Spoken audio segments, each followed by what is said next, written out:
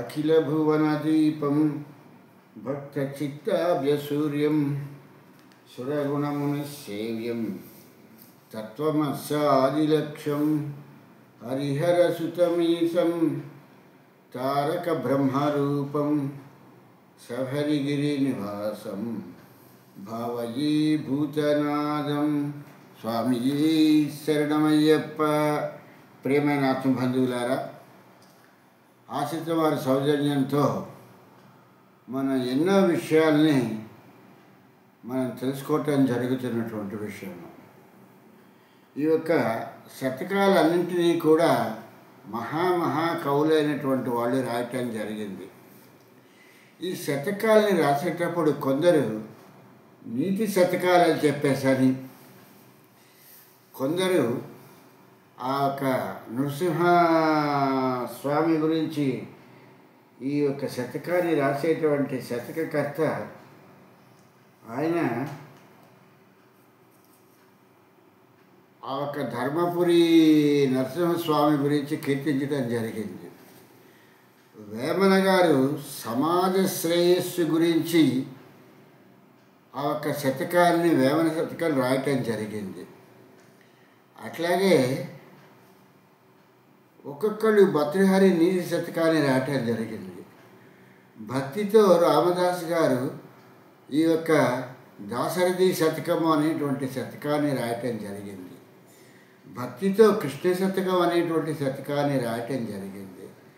అలాగే సుమతి అనేటువంటి ఒక సుమతి శతకాన్ని భారద్వాజ సగోత్రుడ గారవమన గంగమాంబ కరుణాసుతుడని చెప్పేసని, ఇలాగ ఆ రోజుల్లో ఈనాడు ఎలాగైతే పూజలు చేస్తున్నామో ఆ రోజుల్లో ఈ యొక్క ధన ఖర్చు కన్నా కూడా ఈ వస్తువులు తీసుకొచ్చి ధనం సంపాదించి వస్తువులు తీసుకొచ్చే కన్నా, వ్యయం చేసే కన్నా, వ్యర్థం చేసే కన్నా కూడా వాళ్ళ మానసికంగా వాళ్ళకున్నటువంటి ఆ ఒక సరస్వతి అనేటువంటి ఆ ఒక దేవతా మహత్యంతో వాళ్ళకు వచ్చినటువంటి కవిత్వాన్ని, ఆ కవిత్వం అనేటువంటి పూజా కుసుమాలని ఆ యొక్క ఎవరైతే వాళ్ళు నమ్ముకునేటువంటి ఆ దేవతలు ఉన్నారో ఆ దేవతా విగ్రహాలకి, ఆ దేవతలకి సమర్పించడం జరిగింది.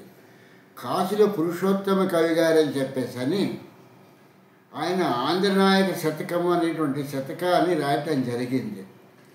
ఆ శతకం ఎందుకు రాశారంటే, ఆ శ్రీకాకుళ ఆంధ్ర మహావిష్ణువు అనేటువంటి ఆయన కృష్ణదేవరాయలకి కలలో కనిపిస్తే కళింగం మీదకి యుద్ధానికి వెళ్తూ కృష్ణానదిని దాటడానికి ఆ శ్రీకాకుళ ఆంధ్ర మహావిష్ణువు సందర్శన చేసుకుని దాటదామనుకుని వెళ్ళినప్పుడు ఆ యొక్క శ్రీకాకుళ ఆంధ్ర మహావిష్ణువు ఆయన కళలో కనిపించడం జరిగిందని చెప్తారు. దాంతో ఆయన ఆ యొక్క ఆముక్తమాల్యద అనేటువంటి గ్రంథాన్ని ఆ యొక్క శ్రీకాకుళ ఆంధ్ర మహావిష్ణువు కనిపించటం మూలంగా ఆయన ఒక గ్రంథాన్ని రాశారు. అది రాయమని కూడా ఆ యొక్క శ్రీకాకుళ ఆంధ్రదేవుడు చెప్పాడని చెప్పేసి అని చెప్తూ ఇలాగ ఆ యొక్క నిత్య వైభవపేతంగా ఉన్నటువంటి ఆ ఆంధ్ర మహావిష్ణువు అనేటువంటి శ్రీకాకుళ ఆంధ్ర మహావిష్ణువు అనేటువంటి ఆ యొక్క దేవాలయంలో కనీసం నిత్య పూజలు కూడా కరువైపోయినాయని చెప్పేసి అని తెలుసుకున్నటువంటి కాసుల పురుషోత్తమ కవి గారు ఆ యొక్క స్వామిని సృష్టిస్తూ ఆయన్ని నిందిస్తూ రెండు విధాలుగా అన్నట్టుగాను చిత్ర ప్రభావ దాక్షిణ్య భావ హత విమత జీవ శ్రీకాకుళాంధ్రదేవ అని చెప్పేసని ఆ ఒక కంక్లూడింగ్స్ అన్నట్టుగా చివరి రెండు పాదాలని చెప్తూ నాగలి రోకలు అన్నకనిచ్చి శంకాది పంచాయుధంబులు నీవు పట్టినావు అని చెప్పేసని ఒకవైపు గొప్పతనాన్ని చెప్తున్నట్టుంటుంది, రెండో వైపు ఆయన చేసిన పనిని కొంచెం హేళనగా చెప్పినట్టుంటుంది. ఆ బలరాముడికేమో నాగలి ఇచ్చేసావు, మోయలేనటువంటి అంత పెద్ద బరువైన నాగలను ఆయన భుజం మీద పెట్టావు, నీవేమో అతి తేలిగ్గా ఉండేటువంటి ఒక శంఖమో ఒక చక్రమో పట్టుకుని కూర్చున్నావయ్యా అని చెప్పేసని నాగలి రోకలన్నకునిచ్చి శంకాది పంచాయిదంబులు నీవు పట్టినావు అని చెప్పని ఇలాగ ఆయన ఆ ఒక పద్యం శిష్య పద్యాన్ని రాయటం అనేటువంటిది ఆ ఒక ఆంధ్రనాయక శతకంలో జరిగింది. అలాగే ఈ యొక్క ధర్మపురిలో ఉన్నటువంటి ఈయన చిత్ర ప్రభావ దాక్షిణ్య భావ అని చెప్పేసి ఆయన రాస్తే ఈ యొక్క శేషప్ప కవి గారు అనేటువంటి ఈయన ఈ నరసింహస్వామి తాలూకు పద్యాన్ని రాస్తూ ఆ చివరికి ఆయన దీనిలోకి వచ్చేటప్పటికి భూషణ వికాస శ్రీధర్మ పురనివాస దుష్ట సంహార నరసింహ దురిత దూర అంటే దుష్టులు సంహరించి ఆ ఒక నరసింహస్వామిని ఎలా సంహరించావో ఆ నరసింహాకృతిలో నీవు ఆ ఒక హిరణ్య కస్పుని ఎలా సంహరించావు అలాగే దుష్టులను కూడా సంహరించవయ్యా అని ఆ యొక్క స్తుతిగా చేస్తూ ఆ యొక్క నరసింహ అంటే ఈ నరసింహ శతకాన్ని రాయటం జరిగింది.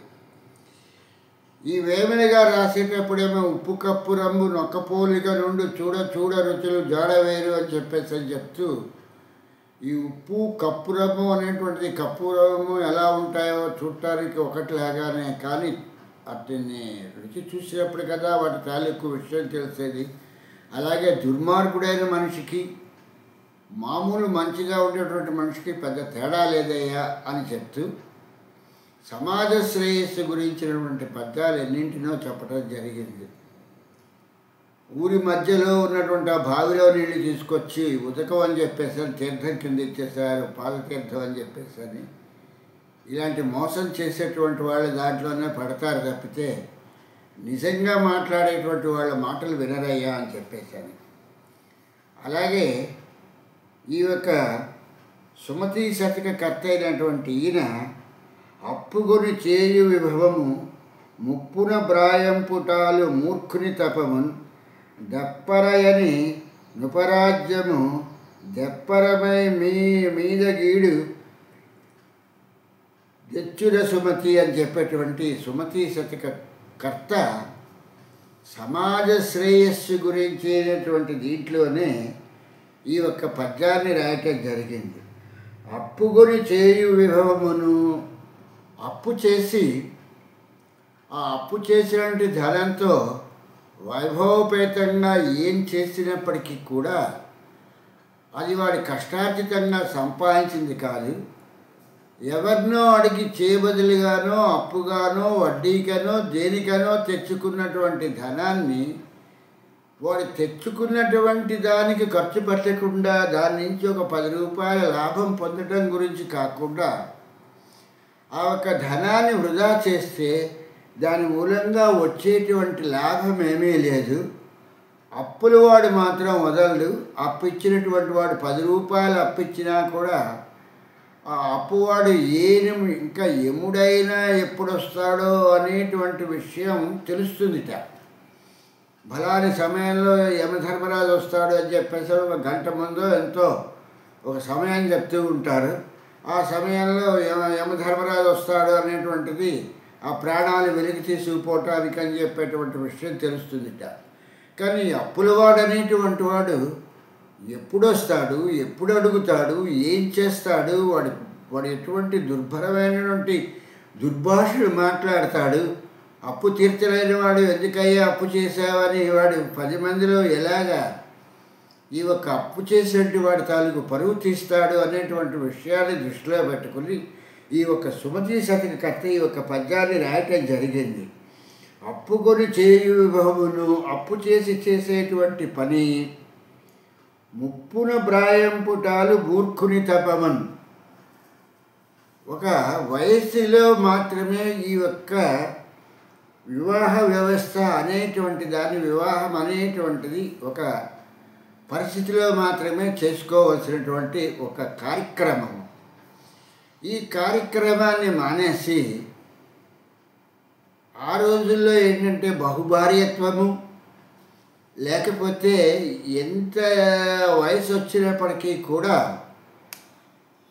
ఆ వయస్సుని లెక్క పెట్టకుండా వాళ్ళు మళ్ళీ వివాహం చేసుకోవటంతో ఆ వివాహంలో చేసుకున్న తర్వాత వచ్చినటువంటి ఆ వయసులో ఉన్నటువంటి ఆ అమ్మాయి అయినటువంటి ఆ భార్యని చూస్తే వాడికి ఎప్పుడూ కూడా లేనిపోని అనుమానాలతో భయంకరమైన ప్రమాదంలాగా అనిపిస్తూ ఉంటుంది. నాకు వయసు అయిపోయింది కదా, ఈ అమ్మాయి ఎవరితో వెళ్ళిపోతుంది, ఇది ఎవరితో మాట్లాడినా కూడా తప్పులు పట్టుకునేటువంటి పరిస్థితిలో ఉంటాడు అని చెప్పి ముప్పున ప్రాయం పుటాలు అంటే నవయవ్వనంలో ఉన్నటువంటి ఒక స్త్రీని వివాహం చేసుకుంటే వయసు మీరినటువంటి వాడు దానితో వచ్చేటువంటి ప్రమాదం ఎలా ఉంటుంది అనేటువంటి విషయాన్ని ఈనాడు మనం ఈ సోషల్ మీడియాస్లో చూస్తూనే ఉన్నాము. తన ప్రియుడితో చేరి భర్తను హత్య చేసినటువంటి భార్య అని చెప్పేసి ఈ యూట్యూబ్లోనూ వాటిల్లోనూ పెడుతున్నటువంటిది. ఈ వయసు మీరిపోయినటువంటి వాడిని వివాహం చేసుకుని వాడు సంపాదించినటువంటి ఒక 4 రూపాయలు వాడికి ఉన్నటువంటి ఇల్లు ఆస్తో వాకిల్లో అన్నట్టుగాను అవి తన పేరుని రాయించేసుకుని వాడిని చంపేస్తుంది.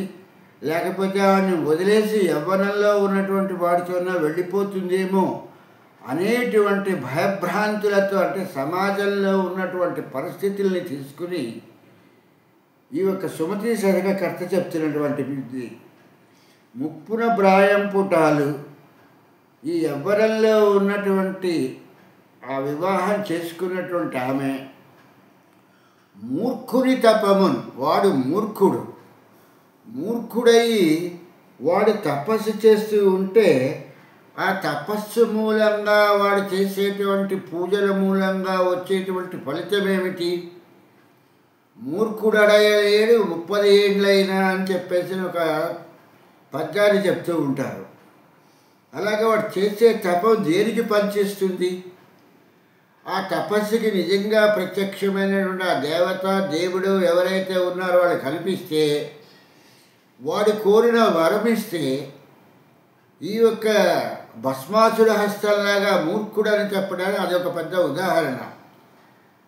ఆ యొక్క భస్మాసురుడు అనేటువంటి వాడు శివుడి గురించి ప్రార్థించి శివుడు ప్రత్యక్షమైన తర్వాత నేను ఎవరి నెత్తులు చేయబెడితే వాళ్ళెలా భస్మైపోవాలి అని చెప్పేసి అడిగితే సరే అని చెప్పేసి నా వరం ఇచ్చాను నన్ను అనేటప్పటికీ నాకు ఇది ఎలా తెలుస్తుంది, కనుక నేను నీ నెత్తినే చేయబెడతాను అని చెప్పేశానండి. ఎవరైతే వరం ఇచ్చాడో వాడి నెత్తినే చేయబెడతాను అనేటప్పటికీ కథాగమన ప్రకారంగా మహావిష్ణు మోహిని అవతారంలో వచ్చి ఆ ఒక భస్మాసుడి తాలూకు హస్తాన్ని వాడి నెత్తినే పెట్టడం మూలంగా వాడి భస్మం అయిపోయాడు. లేకపోతే దాని దుష్ఫలితం ఎంత దూరం వెళ్తుంది, ఎంతమంది బూడిద పాలైపోతారు, ఎంతమంది జీవితాలు బూడిదైపోతాయి.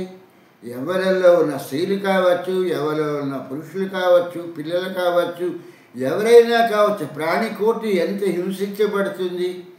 కనుక అటువంటి మూర్ఖుడు చేసేటువంటి తపస్సుని ఎప్పుడూ కూడా అది మంచికి ఉపయోగపడుతుందని చెప్పేసి అని అనుకోకూడదు. దర్పమున నృపరాజ్యము అంటే గర్వాంధికారి అయినటువంటి ఒక రాజు ఉన్నప్పుడు ఆ హిట్లర్ లాంటి వాడు ఉంటే వాడి మూలంగా ఏ విధమైన భయంకరమైన ప్రమాదం ఏర్పడుతుందో మనకు తెలియదు. వాడికి లేడికి లేచిందే ప్రయాణం అని చెప్పేసి అని ఏ మంత్రులు ఏ సామంతులు చెప్పినా వినకుండా ఏ పన్నులు విధిస్తాడో, ఎటువంటి వాటిని ఈ యొక్క ప్రజల్ని ఎత్తి మీద పెడతాడో, ఎవరిని బలాత్కరిస్తాడో, ఏం చేస్తాడో, ఆ మూర్ఖుడైనటువంటి ఆ రాజు ఎప్పుడు ఎవరితో యుద్ధానికి వెళ్ళిపోతాడో, ఏం చేస్తాడో తెలియనటువంటి ప్రమాదం ఏర్పడుతుంది. దెప్పరమైన మీదు గీడు దెచ్చుర సుమతి, ఇవన్నీ కూడా కీడు తెచ్చేటువంటివే తప్పితే మేలు చేసేటువంటి విషయాలు కాదు. అప్పు చేయటం కానీ, యవ్వనంలో ఉన్నటువంటి ఒక అమ్మాయిని పెళ్లి చేసుకోవటం కానీ, మూర్ఖుడు తపస్సు చేయటం కానీ, ఈ యొక్క మూర్ఖపు రాజు అయినటువంటి వాడు రాజ్యపాలన చేయటం అనేటువంటిది మంచి విషయాలు కాదయ్యా. ఇవన్నీ కూడా చెడుగా పరిగణించేటువంటి పరిణామాలు తప్పితే మంచివి కాదు అనేటువంటి విషయాన్ని చెప్తూ ఉంటే, ఈ యొక్క దీన్ని ఈ అప్పు చేయటానికి వచ్చేటప్పటికి ఈ చార్వాకులు అనేటువంటి వాళ్ళు చెప్పినటువంటి సూత్రం ఏంటయ్యా అని అంటే, అప్పు చేసి నెయ్యి తాగమన్నది చార్వాక దృక్పథము అని చెప్పేసని, ఈ చార్వాకులు అనేటువంటి వాళ్ళు ఈ సమాజము అనేటువంటిది ఏర్పడిన తర్వాత ఈ రాతియుగము లోహయుగాలు ఇవన్నీ అయ్యి మానవుడు ఒక స్థితికి వచ్చి ఒక సమూహంగా జీవిస్తున్నటువంటి సమయంలో ఈ చార్వాకులు అనేటువంటి వాళ్ళు ఈ యొక్క చార్వాక మతాన్ని కూడా గౌతముడు అనేటువంటి వాడు స్థాపించారని అంటారు. ఆ గౌతముడు అనేటువంటి వాడు అహల్య అయిన భర్త మాత్రం కాదు, ఇంకెవరో అయి ఉంటారు అనేటువంటి విషయాన్ని పూర్తిగా నిర్ధారణ చేయలేనటువంటి విషయము. కానీ ఈ యొక్క చార్వాక మతానికి మాత్రము గౌతముడు అనేటువంటి అతను మాత్రము, అతని ద్వారా మాత్రమే ఈ చార్వాక మతం వచ్చింది అని చెప్పేసరి చెప్పటం జరుగుతున్నటువంటిది. ఈ చార్వాక మతానికి ఉన్నటువంటి సిద్ధాంతం ఏంటంటే, వీళ్ళు చెప్పిన ప్రతి సిద్ధాంతము కూడా శాస్త్రీయపరంగా నుంచోలేనటువంటివి. అవి శాస్త్రానికి సంబంధించినటువంటివి, తర్కంలో నుంచోనటువంటి విషయాలనే చెప్పడం జరిగింది. కానీ దురదృష్టవశాత్తు అప్పటికి ఇంకా ఏవైనటువంటి మతాలు కూడా లేకపోవటం మూలంగా ఈ చార్వాక సిద్ధాంతం వల్లనే ఒక మతం కింద తీసుకుని ప్రజలందరూ కూడా, ఆనాటి సమాజంలో ఉన్నటువంటి ప్రజలందరూ కూడా ఈ చార్వాక మతాన్ని అవలంబించడం జరిగింది. ఈ చార్వాకులు ఈ యొక్క ఆత్మ అంటే దేహమే ఆత్మ, దేహం అనుభవించలేనటువంటివి, ఇంకా ఆత్మ అనేటువంటిది ఏది అనుభవిస్తుంది కాబట్టి దేహము అంటేనే ఇది ఆత్మ అనేటువంటి విషయాన్ని వీళ్ళు మొట్టమొదటిలోనే చెప్పేటప్పుడే, ఆత్మ సిద్ధాంతాన్ని చెప్పేటప్పుడే తప్పు చెప్పడం జరిగింది. దీన్ని కపిల మహర్షి వచ్చి ఖండించేంత వరకు కూడా చాలామంది దేహాన్నే ఆత్మ కింద తీసుకోవటం జరిగి దేహ సుఖాలే ఆత్మసుఖాలు అని చెప్పేసి అనుకోవటం జరుగుతూ వచ్చినటువంటి విషయము. ఆ యొక్క చార్వాక సిద్ధాంతాన్ని ఖండించినటువంటి కపిలుడు, దేహం లోపల ఆత్మ అనేటువంటి ఒక శక్తి ఉంటుందయ్యా, ఆ శక్తి కంటికి కనిపించదు, దాన్ని విద్యుత్ శక్తిని ఎలాగైతే తెలుసుకోవటానికి ఒక టెస్టర్ పెట్టి ఆ లైట్ వెలిగితే ఆ టెస్టర్ మూలంగా అందులో విద్యుత్ ఉంది అనేటువంటి విషయం ఎలా మనకి తెలుస్తోందో, దేహం లోపల ఉన్నటువంటి ఆత్మని తెలుసుకోవాలంటే ఈ ఇంద్రియాలన్నింటినీ కూడా నిగ్రహించి మనస్సును కూడా అదుపు చేసుకుని ఆ హృద్గృహలో ఉన్నటువంటి ఆత్మజ్యోతిని అప్పుడు మనం దర్శించగలుగుతాం తప్పితే ఇది అంత అడ్డతిడ్డంగా ఏదో ఇంద్రియాల ద్వారానో లేకపోతే అవయవాల ద్వారానో దేని ద్వారానో ఈ యొక్క ఆత్మ అనేటువంటి దాన్ని చూడటం అనేటువంటిది అసంభవమైనటువంటి విషయము. ముక్కు మూసుకొని గంటలు కూర్చుంటాము, కళ్ళు మూసుకుని కుర్చీల్లోనూ లేకపోతే సోఫా సెట్లలోనూ కూర్చుని మేము ధ్యానాలు చేస్తాము అన్నా కూడా ఆత్మ అనేటువంటిది తెలియదు. ఈ ఆత్మ తెలియాలి అంటే పక్కాగా పతంజలి గారు రాసినటువంటి యోగశాస్త్ర సంబంధమైనటువంటి నియమాలను తీసుకుని యమము, నియమము, ఆసనము, ప్రత్యాహారము అనేటువంటి ఈ 4 దేహానికి పైకున్నటువంటివి, ఈ యొక్క ధ్యాస, తర్వాత ధ్యానము, ధారణ లేకపోతే నిధి అని చెప్పేసి అంటాము. తర్వాత వచ్చేటువంటిది ఈ యొక్క సమాధి సమాధి అంటే చనిపోయిన మనుషుని తీసుకెళ్ళి భూమిలో పాతిపెట్టేటువంటిది దాన్ని కాదు. సమాధి అనేటువంటిది అది అపభ్రంశమైపోయి వచ్చినటువంటి మాట. సమమైనటువంటి ఆది అంటే పుట్టినప్పుడు ఎలాగైతే ఈ యొక్క మాటలు కానీ ఏమీ లేకుండా ఎలాగైతే ఉన్నాడో అలాగే మౌనంలో మాత్రమే ఇతను ఉంటూ ఇంద్రియాలను నిగ్రహించి ఇతను ఆ ఒక ఆత్మ అనేటువంటి దాన్ని తెలుసుకునేటువంటి పరిస్థితిలో ఉన్నాడు అనేటువంటి విషయాన్ని చెప్పేటువంటిది. ఎన్ని ఉపన్యాసాలు చెప్పినా ఈ ఆత్మ అనేటువంటిది ఈ యొక్క ఉపన్యాసాలకి లొంగిపోయి వాడికి ఆత్మ అనేటువంటిది కనిపించదు. ఆత్మశుద్ధి లేని ఆచారమదేల బాండశుద్ధి లేని పాకమేళ అని చెప్పినట్టుగా ఈ ఉపన్యాసాలు చెప్పినంత మాత్రం చేతన, లేకపోతే ఏవో లోకాతీతాలు అన్నట్టుగా ఏవో చెప్పేసి ఏవో బ్రహ్మశ్రీలు అనేటువంటివి ఏవో బిరుదాంకితాలు అయిపోయేంత మాత్రం చేత ఇటువంటి వాళ్ళకి ఆత్మ అనేటువంటి ఆత్మతత్వము తెలియదు. కానని వాని నూతగుని కానని వాడు విశిష్ట వస్తువులు అని చెప్పేసి పోతరామాచుల వారి ఒక పద్యాన్ని రాయటం జరిగింది శ్రీమద్ మహాభాగవతంలో. గుడ్డివాడిని నమ్ముకుని గుడ్డివాడిని నడిచినట్లుగా ఈ మెళ్ళో ఒక మాల వేసుకుని స్టేజీ మీద కూర్చుని మాట్లాడేటువంటి వాడి తాలూకు మాటలు వినేటువంటి ఈ పశుతత్వం కలిగినటువంటి మానవ సమాజం అంతా కూడా వాళ్ళని ఎంత పొగిడి బ్రహ్మశ్రీలని ఉదయశ్రీలని ఇంకా ఏవేవో బిరుదాంకితాలు చేసేసినప్పటికీ కూడా అతనికి తెలిసింది ఏంటంటే సొల్లువాగుడు మాట్లాడటమే తప్పితే అతను ఏమీ ఆత్మజ్ఞాని కాదు.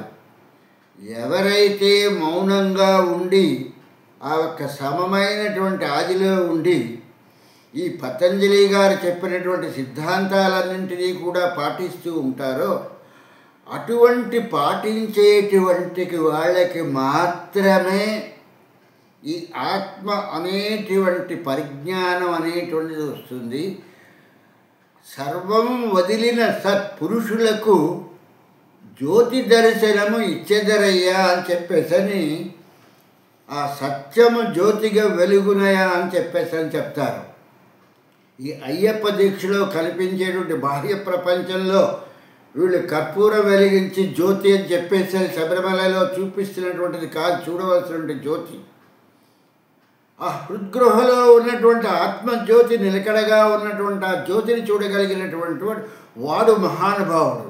వాళ్ళకి చెప్తున్నాడు. తత్వమసి అనేటువంటి పదం ఎవరికి చెప్తున్నారు అని అంటే ఈ 18 మెట్లు ఎక్కేసేస్తే తత్వమసి కాదు. ఎవరైతే హృద్గృహలో ఉన్నటువంటి జ్యోతిని దర్శించగలుగుతున్నాడు వాడు మహాత్ముడు అనేటువంటిది, వారిని మహాత్ములు అని చెప్పేసి అని అంటారు. మనం కంటితో చూసి వీళ్ళు మహాత్ములు అని చెప్పేసి ఇంతింత విభూతులు, ఇంతింత చందనాలు, ఇంతింత ఏవో కనిపిస్తుంది కదా అని శరీరం అంతా బొట్లు పెట్టేసుకున్నంత మాత్రం చేత దాని మూలంగా వచ్చేటువంటిది ఏం లేదు. వేషధారణలో మాత్రమే మిగులుతుంది తప్పితే ఇంకోటి మిగలదు అని చెప్పేటువంటి విషయాన్ని చెబుతూ ఈ చార్వాకులు చెప్పినటువంటిది ఏదైతే ఉందో అప్పు చేసి నెయ్యి తాగటం మూలంగా చాలా దేహం దృఢంగా ఉంటుందని చెప్పేటువంటిది చెప్పటం మూలంగా ఈ సిద్ధాంతం అనేటువంటి తప్పని చెప్పేసి అని చెప్పటం జరిగింది. అప్పు ఇచ్చినటువంటి వాడు జ్ఞాపకానికి వస్తే అప్పు పుచ్చుకున్న వాడికి నిద్ర కూడా పట్టదు. అప్పు ఎలా తీరుస్తామా, ఇంత అప్పు చేశానే అనేటువంటి పరిస్థితి ఏర్పడుతుంది. ఆఖరికి సుఖంగా నిద్రపోవటానికి ఉండేటువంటి పరిస్థితి కూడా వాడికి కరువైపోతుంది.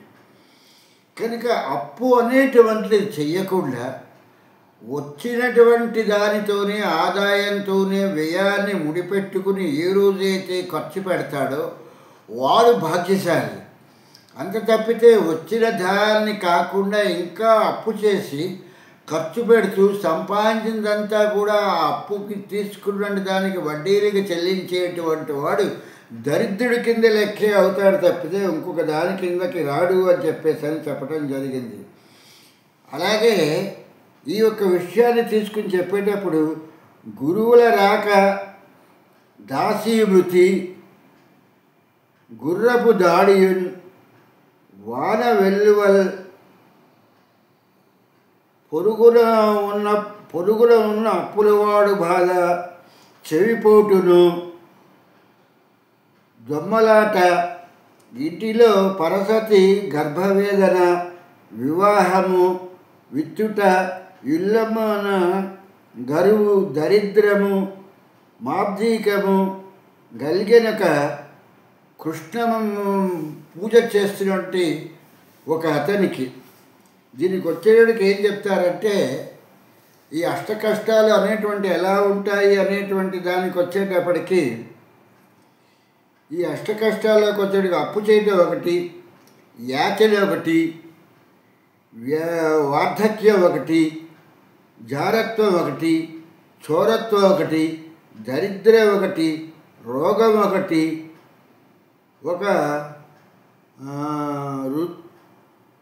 ఒకరు తినగా మిగిలినటువంటి పదార్థాలను తినటం అనేటువంటివన్నీ కూడా అష్టకష్టాలు అని చెప్పటం జరుగుతుంది. ఇటువంటి అష్టకష్టాలు రావటానికి కారణం ఏమిటయ్యా అని అంటే మూలం ఏంటి అని అంటే, అప్పు కొని చేయు విభవము, అప్పు చేసి ఖర్చు పెడుతూ వైభవంగా ఖర్చు పెట్టేస్తున్నామని అని ఏదో అప్పు చేసి దానాలు చేసేసినంత మాత్రం చేస్తున్నా దాని మూలంగా ఏమీ ప్రయోజనం రాదు. దాన ధర్మాలు అనేటువంటి మనం ఆర్జించినటువంటి, మనం సంపాదించినటువంటి ధనంలో నుంచి మనం బాధపడకుండా అంటే, ఒక పువ్వు మీద ఎలాగైతే ఒక తేనెటీగ ఒక తుమ్మెద వాలితే ఆ ఒక పువ్వుకి బాధ కలగకుండా ఆ పువ్వులో ఉన్న మకరందాన్ని తీసుకుంటున్నాయో, అలా మన దగ్గర ఉన్నటువంటి ధనాన్ని ఎవరికైనా మనం బాధపడకుండా, మనం ఇబ్బంది పడకుండా ఇవ్వాలి తప్పితే, మనం ఇస్తూ మనం బాధపడితే అది దానం కింద రాదు అనేటువంటి విషయాన్ని చెప్పడం జరుగుతుంది. ముప్పున ప్రాయం పుటాలు మూర్ఖుని తపమన్. ఈ వయసులో ఉన్నటువంటి అమ్మాయిని పెళ్లి చేసుకుని ఈ మూర్ఖుడు చేసేటువంటి తపము, దప్పరయని నుపరాజ్యము, ఆ మూర్ఖుడైనటువంటి రాజు మూలంగాను, దప్పరమై మీద గీడు దచ్చుర సుమతి. ఎప్పటికైనా సరే వీళ్ళ మూలంగా అపకారమే జరుగుతుంది తప్పితే ఉపకారం జరగదు అనేటువంటి విషయాన్ని ఈ సుమతి శతకకర్త ఇంత చక్కగా చెప్పడం జరిగింది. ఎందుకు ఈ విషయాలు చెప్పుకొస్తున్నామంటే, చాలామంది దానాలు చేసేస్తే పుణ్యం వచ్చేస్తుంది, లేకపోతే ఈ యాత్రకి వెళ్తే ఇక్కడికి వెళ్తే పుణ్యం వచ్చేస్తుందంటే, ఆ పుణ్యం వచ్చేస్తుందని అప్పు చేసి వీళ్ళు ఆ ఒక తీర్థయాత్రలకో దేనికో వెళ్ళొస్తే వీళ్ళకి మిగిలేది ఏంటంటే అప్పుల బాధ తప్పితే పుణ్యం అనేటువంటిది రావటం జరగదు అనేటువంటి విషయాన్ని ఇక్కడ ఈ సుమతి శతకకర్త చెప్తున్నటువంటి విషయము. అడ్డతిడ్డంగా ఎవరో ప్రవచకులు చెప్పారని ఏవో తీర్థయాత్రలో ఏవో పుణ్యక్షేత్రాలను ఎవరి దగ్గర చేబదులనో అప్పనో చేసి వెళ్ళేటంత మూలంగా ఈ యొక్క మధురై వెళ్ళిపోతే మధురమైనటువంటి జీవితం వచ్చేస్తుంది. కన్యాకుమారి వెళ్తే ఈ వృద్ధాప్యం పోయి యవ్వనం వచ్చేస్తుంది. రామేశ్వరంలో స్నానం చేస్తే పుణ్యం మూట కట్టేసుకుని ఆ ఒక రామలింగేశ్వరుడి మూలంగా మూట నెత్తినెట్టుకుని రావటం అనేటువంటి ఇలాంటి మాటలు వినటం మూలంగా జరిగేటువంటిది ఏంటంటే అప్పవటమే తప్పితే, ఎందుకంటే నేను ఇంతకుముందే ఒక విషయాలు చెప్పాను. ఆ ఒక కాళహస్తీశ్వర శతకంలో కడుపు నిండినటువంటి వాడి కబుర్లు వేరు. ఎందుకంటే ఈ ఉపన్యాసాలు చెప్పేటువంటి వాళ్ళకి భక్తులు అనేటువంటి వాళ్ళు దాపరించి వాళ్ళ కడుపు నిండా భోజనం బట్టి శాలువాలు కప్పి వాళ్ళకి గురుదక్షిణలని అవని ఇవని ఇస్తూ ఉంటే వాళ్ళకి మిగిలినటువంటి ఆర్థిక వ్యవహారాలకు సంబంధించినటువంటి విషయాలు ఏవీ తెలియదు. కాబట్టి ఎదురుకుండా ఉన్నవాడి బాధ తెలుసుకోలేక ఏవైనా చెప్తారు వాళ్ళ కబుర్లు. అటువంటి మాటలు వినేసి మనమేదో అప్పు చేసుకుని అరుణాచలం వెళ్ళిపోతే మనకు అక్కడ వచ్చేటువంటిది ఏమీ లేదు. అరుణాచలం మన ముత్తాతల కాలం నుంచి కూడా ఆ అరుణాచలం అక్కడే ఉంది. అరుణాచలేశ్వరుడు అక్కడే ఉన్నాడు. ఈరోజు మనం వెళ్ళిపోయి గిరి ప్రదక్షిణ చేసేస్తే ఏమీ మూట కట్టేసుకుని పుణ్య మూట కట్టేసుకుని రాము అనేటువంటి విషయాన్ని గుర్తుపెట్టుకోవాల్సిన విషయము. యవ్వనంలో ఉండి మనం చేయగలిగిన శక్తి ఉండి మనం వెళ్ళగలిగితేనే అటువంటి వాటికి చూడటానికి వెళ్ళాలి తప్పితే, ఎన్ని లోకములు తిరిగి చూసినను ఏకో నారాయణుడన్నా అని చెప్పేసరి త్యాగరాజు గారు చెప్పటం జరిగింది. ఆ ఒక రామ విగ్రహాలు కల్పించకపోతే ఆయన మొత్తం అంతా కూడా ఈ యొక్క దేశమంతా కూడా తిరుగుతూ రామ సంకీర్తన చేసుకుంటూ తిరుగుతున్నప్పుడు ఆయన తిరిగినటువంటి ఆ ఒక అనుభవాన్ని తీసుకుని ఎన్ని లోకాలు తిరిగినా ఎన్ని ఊళ్ళు తిరిగినా ఏం చేసినా కూడా వచ్చేటువంటి ఫలితం ఏమీ లేదయ్యా.